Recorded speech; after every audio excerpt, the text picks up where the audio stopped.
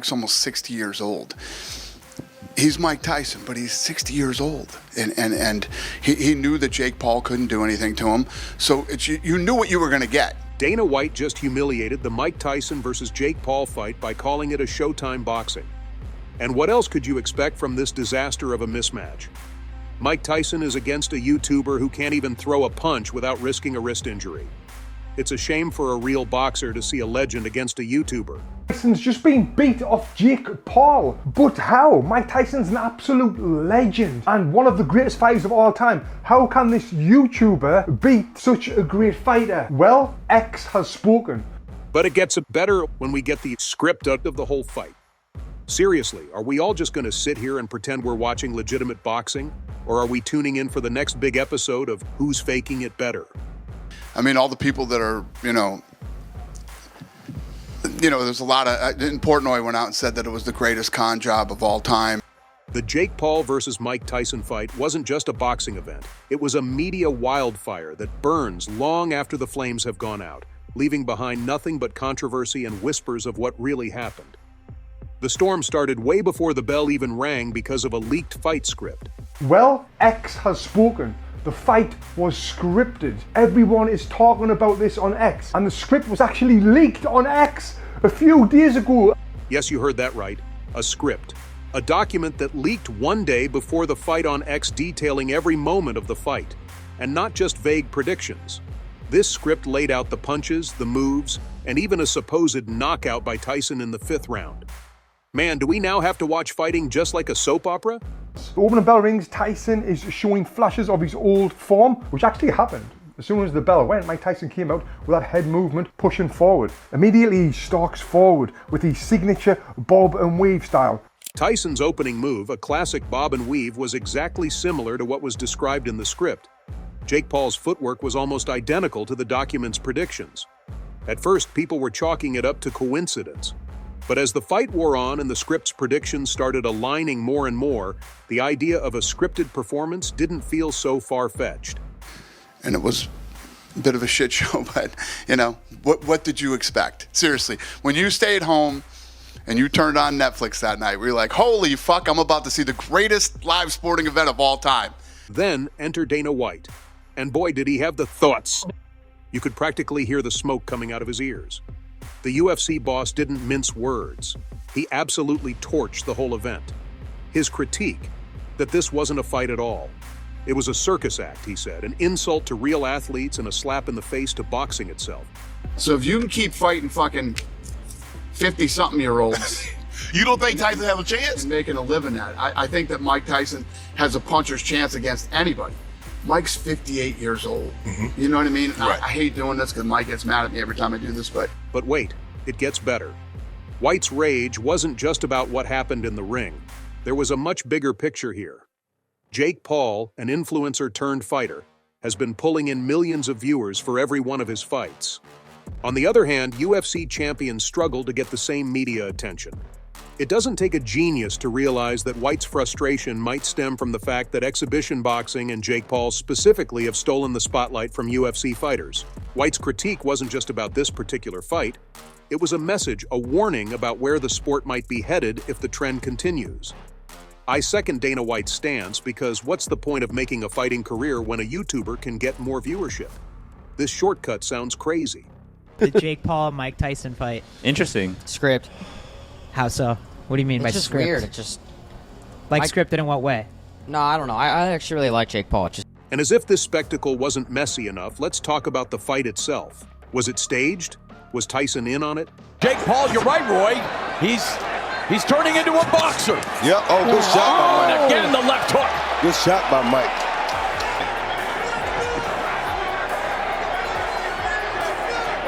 Don't measure. Referee Mark Calloy warning Paul not.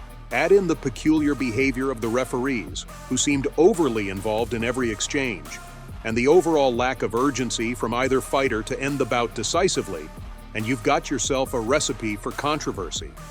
For some, these were red flags that something wasn't right. For others, they were just awkward moments in what was already a strange matchup. But the question remained, was this all part of the performance? I mean, all the people that are, you know, there's a lot of Portnoy went out and said that it was the greatest con job of all time, and I mean, if you didn't think that that's the way the fight, I don't know what people expected. White's words cut through the noise, though. He made it clear that, in his view, this wasn't a fight. Rather, it was theater. And in doing so, he drew attention to a larger issue: the growing trend of prioritizing viral moments over the integrity of sports.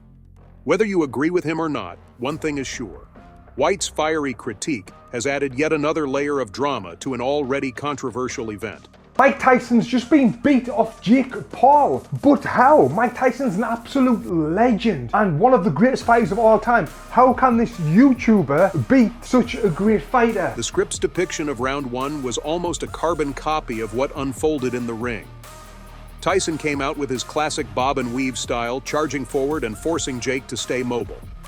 Paul, younger and more agile, used his footwork to maintain distance, landing a few light jabs to establish some control.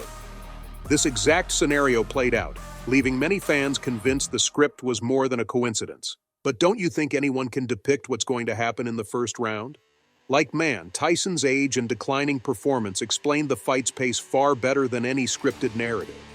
But one way or another, we all see something off in this Showtime fight. And, you know, this is what Mike Tyson, when Mike Tyson shows up, everybody makes money, you know? Jake Paul is, you know, I don't have to tell you guys, you guys know, Mike Tyson is the A++++ side of that thing. During the fight was calculated. He kept his distance, avoided risky exchanges, and leaned heavily on his youth and stamina. A decisive knockout would have been the ultimate statement. But surviving 8 rounds and winning on points was enough to claim victory over a boxing legend. The narrative practically wrote itself that Jake Paul, the underdog influencer, takes down the great Mike Tyson. He's doing it. You know, what do I think of the Mike Tyson fight? Yes. Tyson's 58 years old. You know what I mean? Jake fought a guy who was his age and was also considered a boxer, and he lost. Dana White, as always, didn't hold back in his criticism of Paul. White has long been a vocal opponent of influencer boxing, calling it a spectacle that undermines the authenticity of combat sports. He's accused Paul of cherry-picking opponents and relying on showmanship rather than true athletic ability. If he wants to do boxing, why not fight guys that actually box for a living? 100%. Fight guys that box for a living and guys that are your age. How about that? He says he wants to fight Canelo. To White, this fight was just another example of how boxing has strayed from its roots. Paul's rise in the sport, fueled by social media clout and controversy, has been a thorn in White's side for years. And the Tyson fight only added fuel to the fire, giving White another reason to dismiss Paul as a fraudulent fighter. The elephant in the ring is money. Mike Tyson reportedly walked away with a cool $20 million for this fight. $20 million. For a single night of work. Do you think Mike Tyson would lose a fight to earn some more money? He's already getting $20 million for the fight. Does he want to do this for another $5 million or 20 million? Or how much more money would he need to get paid to actually lose the fight? Now here's where things get tricky. Olympic medalist Tony Jeffries was quick to point out that Tyson doesn't really need the cash. The man has a lucrative cannabis business, endorsements and royalties rolling in. He's not exactly pinching pennies. This is why the idea that Tyson intentionally threw the fight doesn't hold water for many analysts. Why risk tarnishing your legacy for money you don't need? Jake needs these guys. Jake needs Tyson and needs all these other people because that you know, everybody's going to tune in to hope that Mike Tyson knocks him out. Right. They're not tuning in because they think Jake Paul's a great fighter and they want to see him compete. And what about Jake Paul? While his exact earnings aren't public, estimates put his haul in the $10–15 million range when you factor in his cut of pay-per-view sales. It's not bad for someone who started out filming pranks on YouTube. However, for Paul, money is only part of the equation. The real payoff was the boost to his brand, beating Mike Tyson as this headline sells itself. Never mind that Tyson is almost 3 decades older. The optics are what matters. And let's be real, Jake is a master at crafting a narrative that keeps people talking and paying. I believe that he was making the money he says he's making. Mm-hmm. Showtime Boxing wouldn't have gone out of business and Showtime would have made sure they kept paying him. Right. So was it all about the money? For Tyson, maybe not entirely. For Jake, absolutely. But beyond the dollars and cents, the real question is whether the entertainment value of the fight justified all the controversy. The answer depends on who you ask. Purists will tell you it was a disgrace to the sport, a cash grab disguised as a competition.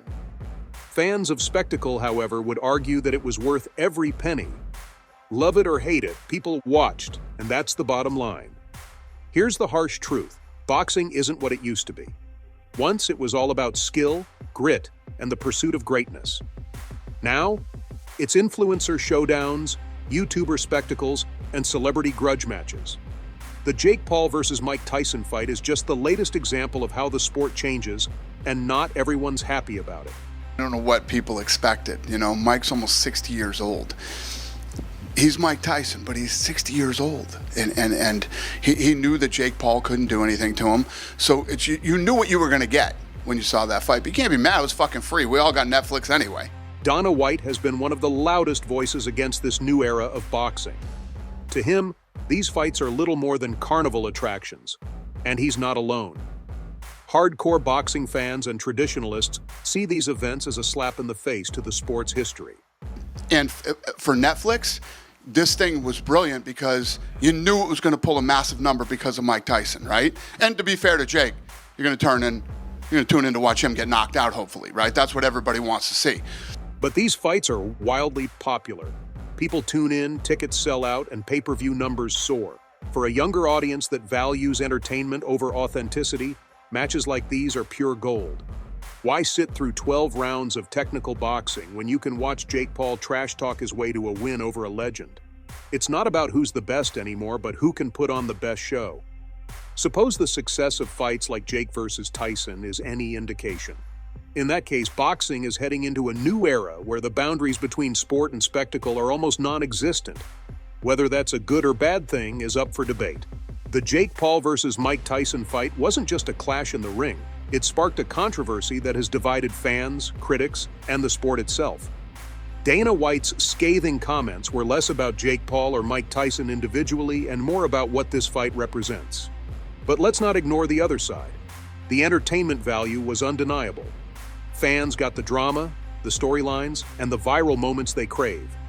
Yet, is this shift towards influencer-driven boxing worth sacrificing the sport's soul? Can boxing balance entertaining the masses and honoring its legacy of skill and competition?